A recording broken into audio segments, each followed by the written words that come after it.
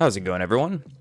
So today I want to talk about this video card. This is the Intel Arc A750. This is the 8GB model.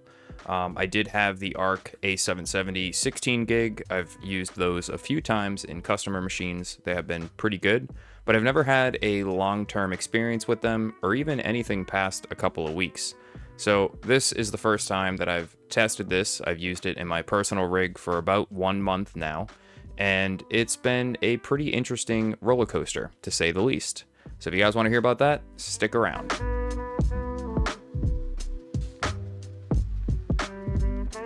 So right off the bat, there's a few things I want to say, and I hope it's not something that gets people riled up and angry, but using this graphics card has made me a little bit nervous about Battlemage. And I say that with like the best intentions because Battlemage is something I am looking forward to. I feel like it's going to be a really good option once it comes out.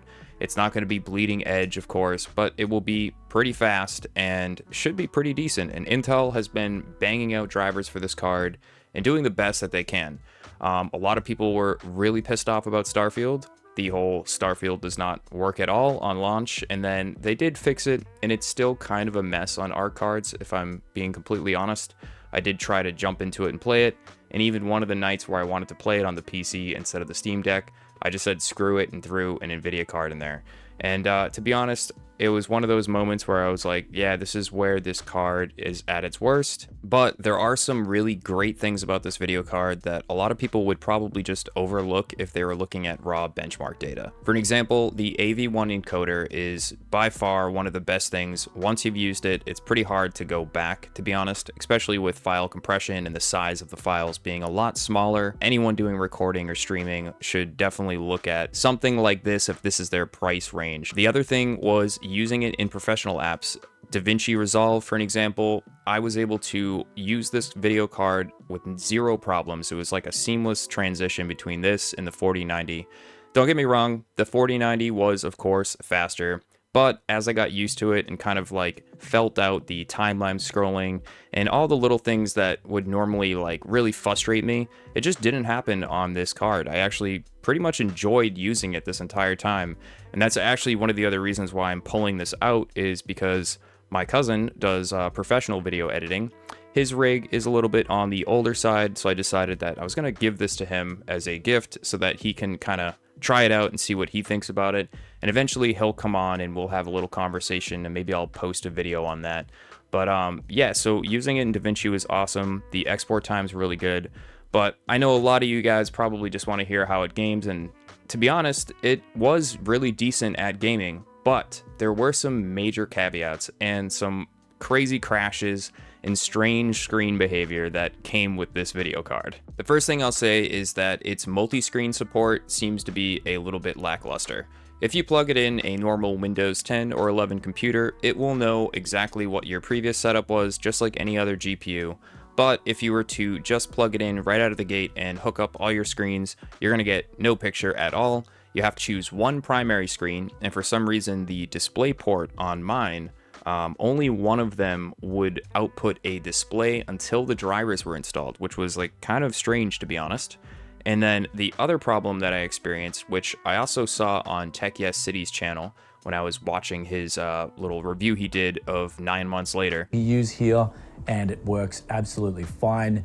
I've tested another HDMI cable, so it's actually, I believe, the port or the driver set. I can't figure it out because DisplayPort from the Intel Arc card works absolutely fine with the 4K OLED. It's just the HDMI port that constantly cuts out, and it doesn't matter if it's 60 Hertz or 120 Hertz, it just seems to constantly cut out with the 4K OLED. The TV that I have up here is a Sony 4K Bravia, and occasionally it would just randomly disconnect, and a few times it actually locked up my entire computer. I don't know what that is, if it's just a driver issue and they're having issues with like all the different types of screens they need to optimize for. There's a lot of work they're trying to squeeze into this GPU in a very short period of time. So I kind of just dealt with it. Occasionally I wouldn't even turn on my top screen, which is the TV, and I would just use the monitors. And I had zero problems with that. It was only when I was using 2 display ports and 1 HDMI. So let's get into the games, since that's what most people probably want to hear about. I had a pretty mixed experience with the games, and this is also why I was a little bit concerned with Battlemage. This card has been out for quite a while now, and it's had a lot of updates, and Intel has done a really good job at actually fixing like older games like Assassin's Creed, Counter-Strike, and even games like Skyrim now run a lot better than they did when the card first came out. But games like Starfield are a good example of, wow, how is this not functioning better? It should be around like a 1080 at least, or maybe even higher. And there are just some instances like The Last of Us as well, also crashed quite a few times before I could get it stable. There were just strange behavior. I saw a lot of screen tearing, which was unusual because I haven't seen screen tearing on my own monitors in quite a long time. So that was kind of distracting. It took a while to get things set up, but for the most part, every game eventually was able to run. Although I did have some crashes and I even had a few hard resets that I had to do. I was able to figure it out eventually. It was just a lot of like teething to get to that point. And I feel like nowadays people are very, very like short-tempered with that kind of stuff.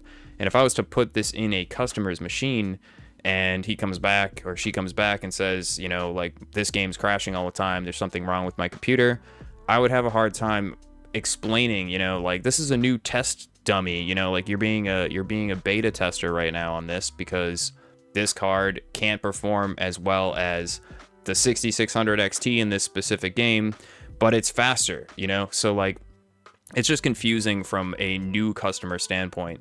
So I feel like even when Battlemage comes out, it's going to be one of those situations where the true enthusiast of hardware is going to buy it like just because they want an Intel video card. But I don't know if they're going to be ready. Like, we're already this far along, and this card feels still like it's in beta. Like, it still feels like a semi-broken game. Like, this is Cyberpunk. It looks good. It feels good in the hands. And I do love the fact that there's, like, a new competitor in the market, and I really want to recommend it. And like, that's why I'm going to bring it to my cousin. We're going to do you know, he's going to have it for DaVinci Resolve, and I know it's going to work seamlessly. I used it every single day for a month. There was no problems with DaVinci. But when it came to the games were kind of a gamble. One of my all-time favorite games I play all the time is this game called Trackmania. Many of you probably have heard of it. And I went to boot that game up, and sure enough, it just does not start whatsoever. It crashes over and over again, and unfortunately, there's nothing I can do about it. I suggest if you do buy one of these cards to check out Reddit on the Intel Arc subreddit, and there's a whole section of games that do and don't run, and people have like review tested them. There's driver versions, so maybe if you're on a newer driver, you'll get a little bit more lucky with it.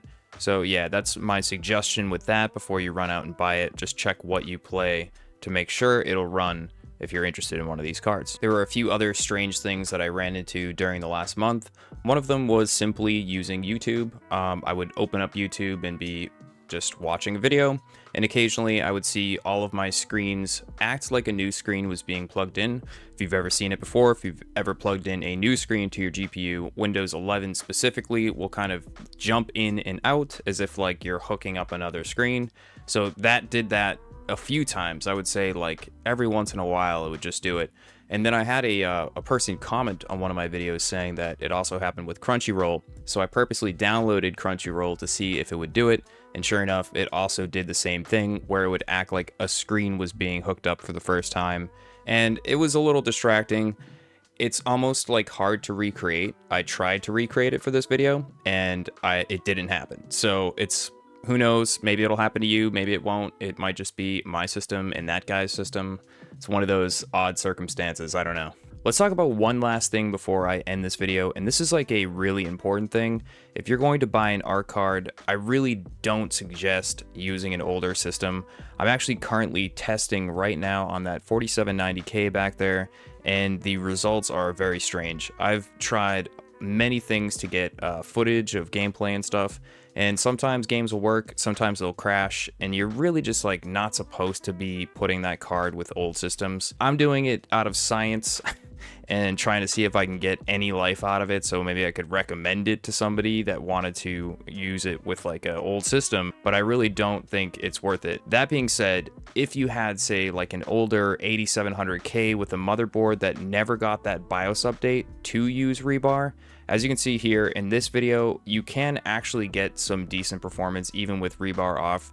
I would suggest, obviously, if you have it, to turn it on. It's just way better to get that extra 10, 15, even sometimes up to 50% performance gains, depending on the game.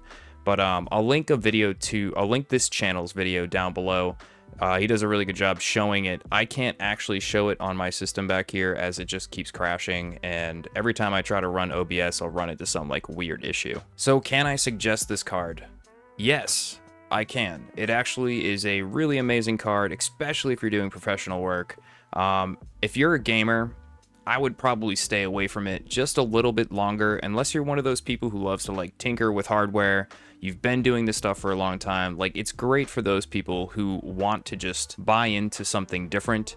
And I do suggest it for that. Like, if you really want to play around, it's fun actually like learning this. This is like a whole new thing to me. It's almost a new world.